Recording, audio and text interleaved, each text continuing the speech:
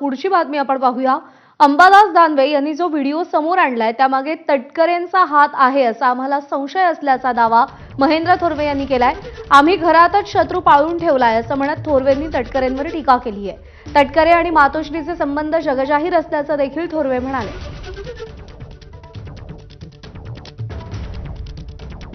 तर महेंद्र थोरवे यांनी आणखी एक आरोप केलेला आहे। दानवेंनी जो व्हिडिओ पोस्ट केला त्याच्या मागे तटकरेंचा हात असावा असा संशय असल्याचं महेंद्र थोरवेंचं म्हणणं आहे।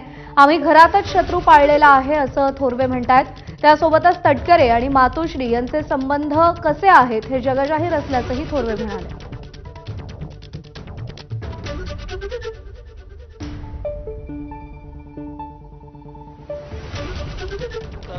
दळवी यांचा व्हिडिओ व्हायरल झाला आहे, त्याबद्दल तुमचं काय मत आहे? महेंद्र दळवींचा जो आता व्हिडिओ व्हायरल झालेला आहे तो मी पाहिला आणि महेंद्र दळवींनी दिलेली स्टेटमेंटसुद्धा पाहिली। परंतु पूर्णपणे मला आत्मविश्वास आहे की आमचे आमदार महेंद्र दळवी साहेब असं काही त्यांच्याकडनं हे शक्य नाही आहे। परंतु अंबादास दानवे यांनी हे जाणीवपूर्वक त्यांनी त्या ठिकाणी हा व्हिडिओ व्हायरल केलेला आहे। अधिवेशनच्या टायमामध्ये जाणीवपूर्वक हे त्यांनी केलेलं कृत्य आहे आणि म्हणून दळवी साहेबांनी त्या ठिकाणी सांगितलेलं आहे की त्यांना ओपन चॅलेंज त्या ठिकाणी केलेलं आहे की याचे जे काही सत्य आहे ते सत्य आपण जनतेसमोर आणावं, असं नाहक कोणाला तरी बदनाम करण्याचा प्रयत्न त्या ठिकाणी करू नये असं महेंद्र दळवींनी जाहीरपणे या ठिकाणी सांगितलेलं आहे। मुद्दाम टार्गेट केलं जातं शिंदेच्या मंत्र्यांना, आमदारांना?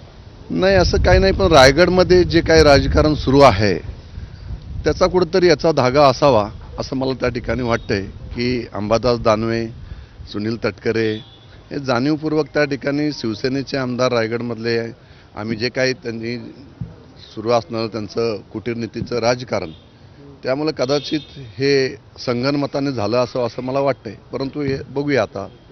तटकरेंची साथ आहे अंबादास दानवे यांना असं तुम्हाला म्हणायचं?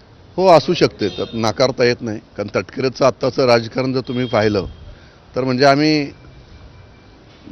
त्या ठिकाणी शत्रू पालून ठेवलेला आहे राज्यामध्ये, राष्ट्रवादीच्या रूपाने आणि रायगडमध्ये सुनील तटकरेंच्या रूपाने।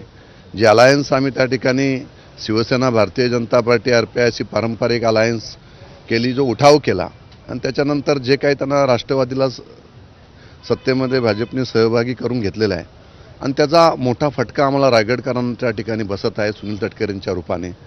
आणि ज्या पद्धतीचं राजकारण ते करत आहेत असे आमदारांना बदनामी करण्याचं काम ते विरोधकांना हाताशी धरून करू शकतात। असू शकतं, कारण पूर्वीपासूनच मातोश्री आणि सुनील तटकरेंचं साटेलोटे आहेतच, त्यामुळे कदाचित हे होऊ शकतं। कारण आता आपण पाहिलं की नगरपालिकांच्या निवडणुकीमध्ये राज्यामध्ये रायगडमध्ये बऱ्याचशा ठिकाणी राष्ट्रवादी आणि भाजप एकत्र होते। कर्जत मतदारसंघामध्ये भाजप आणि शिवसेना पारंपरिक अलायन्स एकत्र होती, पण तो राष्ट्रवादी आणि उबाटा त्या ठिकाणी एकत्र आलेली होती। त्यामुळे सुनील तटकरे कोणाशी कसे काय वरच्या लेवलला बोलतील काय